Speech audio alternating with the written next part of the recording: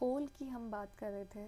Formation of coal की 3 stages होती हैं, लेकिन let's start from the beginning. मैं यहाँ पे दोबारा से एक छोटा सा इंट्रोडक्शन दे दूँ कि क्या चीज़ हम डिस्कस करने जा रहे हैं। तो देखो, ऑर्गेनिक कंपाउंड्स के कुछ नेचुरल सोर्सेज होते हैं। कोल एक बहुत बड़ा सोर्स है ऑर्गेनिक कंपाउंड का। नेचुरल गैस हो गया, पेट्रोलियम हो गया, ये 3 हमें डिटेल में डिस्कस करना है। ठीक है, तो सबसे पहले बात आती है कोल की। ठीक है, कोल यानी कि कोयला। कोल प्लांट्स के डीकम्पोजिशन की वजह से बनता है। जब प्लांट्स डीकम्पोज हुए under high pressure, under high temperature, तो उनकी जो रिमेन्स थे बेसिकली, वो हम कहते हैं ना फॉसिल फ्यूल्स। फॉसिल फ्यूल्स क्या होता है? They are the remains of living beings या फिर remains of plants and animals.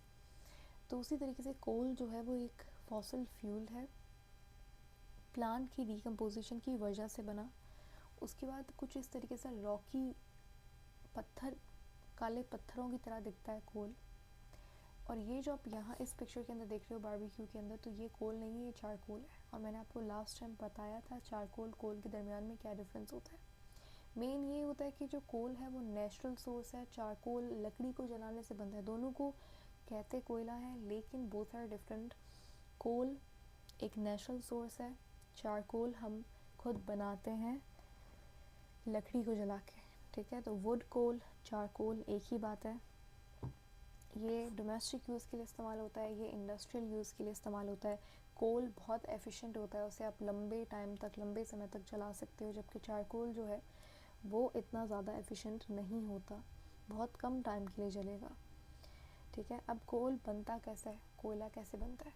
तो कोल के बनने की 3 स्टेजेस होती हैं।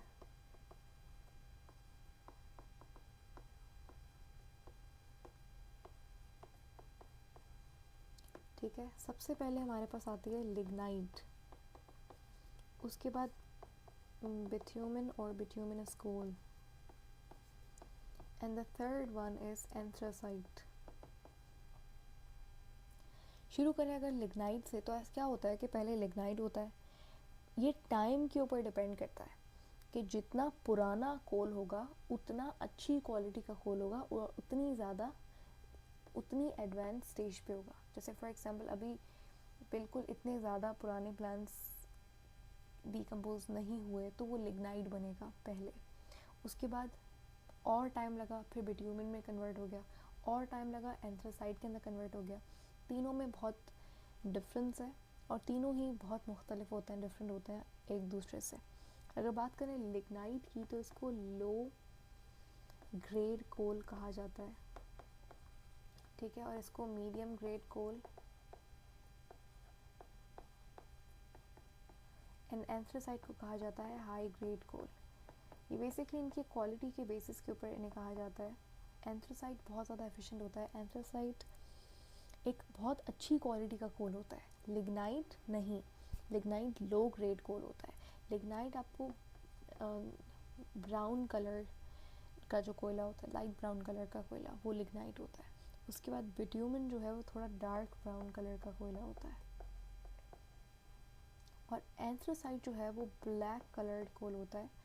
ठीक है, तो इसीलिए जो भी कोल को आप कलर के बेसिस के ऊपर डिस्टिंग्विश कर सकते हो, इतना आसान तरीका, यानी कि फिज़िकल डिफरेंस, आप फिज़िकल अपीयरेंस देख के आप डिफरेंस बता सकते हो और बता सकते हो कि कौन सा ग्रेड का कोल है ये।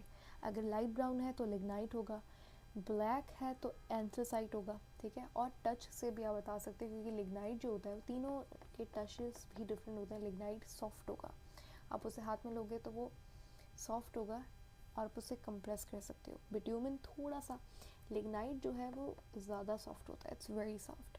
Bitumen is less soft than lignite,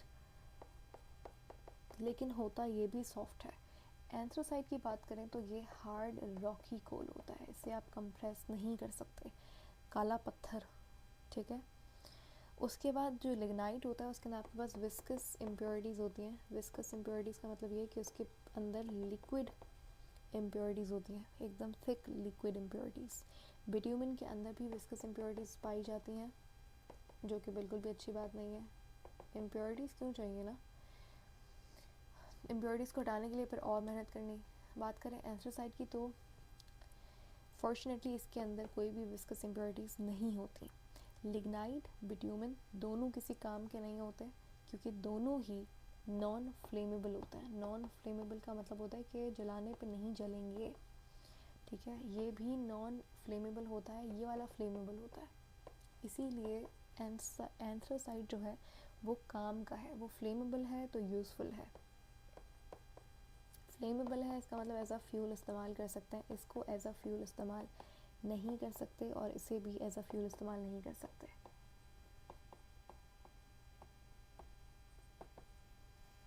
ठीक है।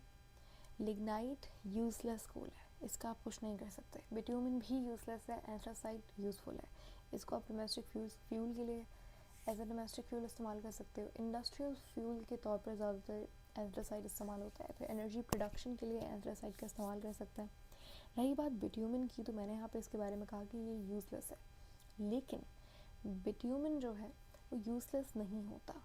अब बिट्यूमिन को आप इस्तेमाल कर सकते हो। ऑफ कोर्स अगर हमारे पास एक ज़मीन है, वहाँ पे कुछ तकरीबन 10-20 केजीज़ बिट्यूमिन निकला, तो क्या वो यूज़लेस है?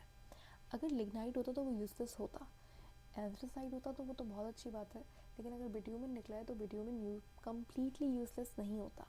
क्या होता है, बिट्यूमिन के साथ आप कुछ प्रोसेस करके आप उसे यूज़फुल बना सकते हो, ठीक है। बिट्यूमिन से जब आप ये विस्कस इम्प्योरिटीज़ को सेपरेट करते हो, जब आप विस्कस इम्प्योरिटीज़ को सेपरेट करते हो, तो बाद में जो आपके पास प्रोडक्ट बनता है तो वो यूज़फुल होता है। 2-3 चीज़ें आपके पास मिलती हैं बिट्यूमिन से। इस प्रोसेस का नाम है डिस्ट्रक्टिव डिस्टिलेशन। वे भी समझ लेता क्या होता है। डिस्टिलेशन का मतलब होता है सेपरेशन, ठीक है।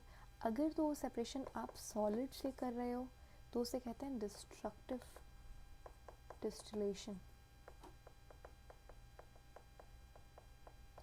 लेकिन अगर आप वो सेपरेशन किसी लिक्विड से कर रहे हो तो आप उसे कहते हो फ्रैक्शनल डिस्टिलेशन, ठीक है। सो डिस्टिलेशन के 2 टाइप्स हैं, कौन कौन से, एक destructive distillation and number second is fractional distillation, ठीक है। तो अब यहाँ पे bitumen is solid, so definitely हम लोग कौन सा डिस्टिलेशन करेंगे, डिस्ट्रक्टिव डिस्टिलेशन, जिसे थर्मल डिस्टिलेशन भी कहा जाता है। बेसिकली थर्मल डिस्टिलेशन इसलिए कहते हैं क्योंकि डिस्ट्रक्टिव डिस्टिलेशन के अंदर क्या होता है कि हम जो सॉलिड होता है उसे हीट करते हैं in the absence of air और in the absence of oxygen, ठीक है। तो बिट्यूमिन की डिस्ट्रक्टिव डिस्टिलेशन से आपको इम्पॉर्टेंट कंपाउंड्स मिलते हैं, ठीक हो गया। अब ये हम लोग आगे वाली वीडियो के अंदर पढ़ेंगे कि बिट्यूमिन की डिस्ट्रक्टिव डिस्टिलेशन से हमें क्या मिलता है। मैं आपको बता देती हूँ, 3 हमारे पास चीज़ें मिलती हैं, एक सॉलिड मिलता है, एक लिक्विड मिलता है और एक गैस मिलती है। सॉलिड को कोक कहते हैं,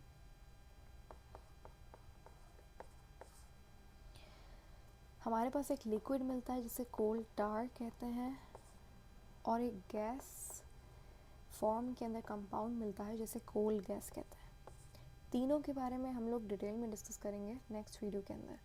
आई होप आपको अच्छे से समझ आ गया होगा कि ये वाला जो आप कोल देख रहे हो ये कुछ ब्लैक कलर का दिख रहा है, तो इसका मतलब क्या है कि ये एंथ्रासाइट है।